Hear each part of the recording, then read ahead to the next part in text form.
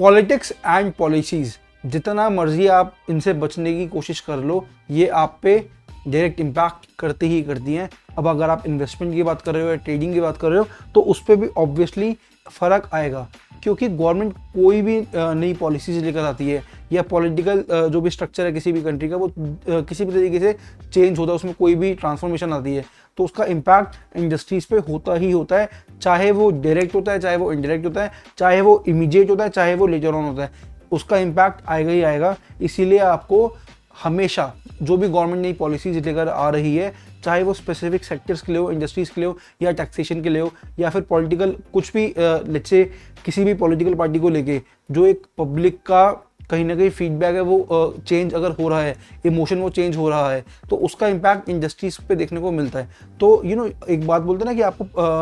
पारदर्शी बनना बहुत ज़रूरी है, तो आपको कहीं ना कहीं you have to be able to see through कि ओके जो अभी ये चल रहा है या ये जो चीज़ें लॉन्च हो रही हैं गवर्नमेंट की वजह से, तो उससे क्या इम्पैक्ट आएगा। अगर आप उस इम्पैक्ट को सी थ्रू कर लेते हो, तो उस इम्पैक्ट को एनालाइज कर लेते हो, तो आप एक बेटर डिसीजन ले पाओगे कि आपको इन्वेस्ट करना चाहिए या नहीं करना चाहिए, ट्रेड करना चाहिए या नहीं करना चाहिए, करना भी चाहिए तो किस हिसाब से करना चाहिए। आपको स्ट्रैटेजी बनाने में काफ़ी हेल्प करेगा। तो आपको ये सारी टिप्स देख के लग ही रहा होगा कि इतना कुछ करना पड़ता है क्या, बट करना पड़ता है। जितना ज़्यादा आप करोगे उतना बेटर आप डिसीजन ले पाओगे।